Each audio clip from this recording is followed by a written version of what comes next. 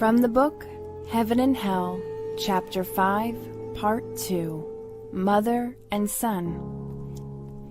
In March of 1865, Mr. C, a businessman in a small town close to Paris, had at home his seriously ill 21-year-old son. Sensing that his time had come, this young man called to his mother and still had enough strength left to embrace her.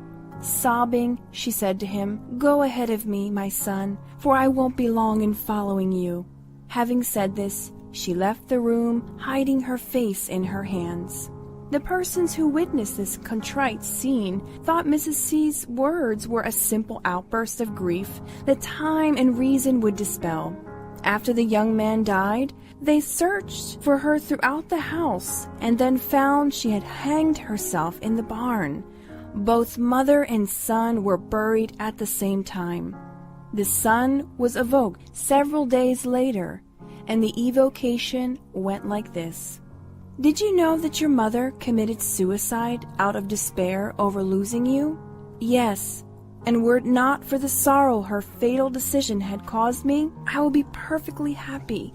Poor excellent mother! She couldn't bear the trial of a temporary separation, and so that she could be with her beloved son, she took the road that would lead her farthest from him, alas, and for a long, long time. So she delayed a reunion for who knows how long, but which would have been near at hand if her soul had submitted to the will of the Lord, if she would have resigned herself, humble and repentant, before the trial she had to undergo, the expiation that would have purified her. Oh, pray for her, and especially you mothers who are moved by the story of her death. Do not follow her example. Do not believe that she loved her son, her pride and joy, more than other mothers love theirs. No, she did not love him more. She lacked courage and resignation. You mothers listening to me, when agony forces your son's eyes to close, remember that, like Christ, they are mounting Calvary, and from there they shall rise to eternal glory. Benjamin C. And so the evocation of the mother went something like this.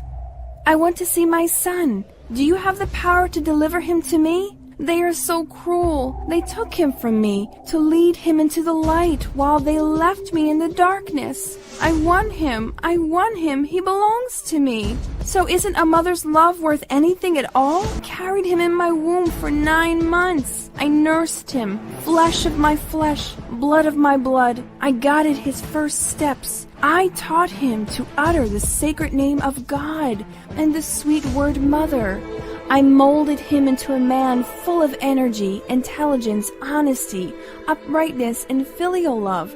Just to lose him when he was about to fulfill my hopes for him? Just when a shining future was opening up before him? No, God is not just. He is not a God for mothers, for he does not understand their pain and desperation. And when I bring death upon myself in order not to be separated from my child, they steal him from me again. My son, where are you?" And so the evoker says, "Poor mother, we sympathize with your grief. Nevertheless, you sought a sad recourse to reunite yourself with your son. Suicide is a crime in God's eyes, and you must know that he punishes every infraction of his laws. Being kept from seeing your son is your punishment." And so the mother replies, "No, I thought that God was better than men. I didn't believe in his hell. I believed in the eternal reunion of souls who love each other the way we did. But I was wrong. God is neither good nor just, because he has not understood the enormity of my grief and my love. Oh, who can give me back my son? Have I lost him forever? Mercy, mercy, my God!" And the evoker responds, "Now try not to despair so. Remember, if there is a way to see your son, it is not in blaspheming God as you are doing. Instead of attracting his mercy, you will bring about an even greater penalty." And the mother replies, "They told me I wouldn't ever see him again, and I understand that they were taking him off to paradise. And am I in hell then? The hell for mothers? It does exist. I see it so well. The evoker responds to the mother, saying this: "Your son is not lost forever, believe me. You will certainly see him again, but you must deserve it by submitting yourself to God's will, whereas in rebelliousness you can delay that moment indefinitely. Listen to me. God is infinitely good, but also infinitely just. He never punishes without cause. And if while you were on the earth you were afflicted with great pain, it was because you deserved it. Your son's death was a test of your resignation. Unfortunately, you failed it while alive, and now, after your death, you are failing it again. Do you expect God to reward his rebellious children? God is not implacable. He always welcomes the repentance of the guilty. If you had accepted with resignation and humility the trial God sent you through a momentary separation, and if you had waited patiently for the time when he would have taken you from this earth, then at the entrance of the world you now find yourself in, you would have immediately seen your son coming toward you with open arms. You would have had the joy of seeing him radiant after that time of absence. But what you did, and what you are still doing at this moment, has placed a barrier between you and him. Don't believe that he is lost in the depths of space. No, he is closer than you think, but there is an impenetrable veil concealing him from your sight. He can see you.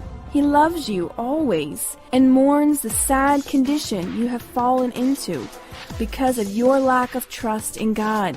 He eagerly waits for the happy moment when he will be allowed to show himself to you. However, it depends only on you to hasten or delay that moment. Pray to God and say with me, "Dear God, forgive me for having doubted your justice and goodness. If you have punished me, I realize I have deserved it. Please accept my repentance and submission to your holy will." And the mother responds, "What a light of hope you have just shined in my soul. It is like a shining light in the night surrounding me. Thank you. I will pray. Goodbye." And final thoughts from the evoker.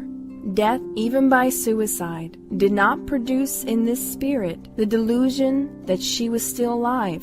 She was perfectly aware of her state. For others, however, their punishment consists exactly in the delusion that they are still alive, which is caused by the ties that keep them bound to their body.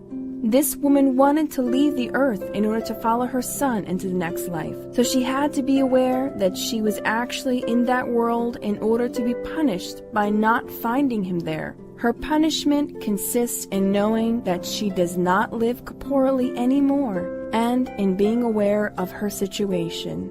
Thus, each wrong is punished according to the circumstances that accompany it, and there are no invariable uniform punishments for wrongs of the same kind.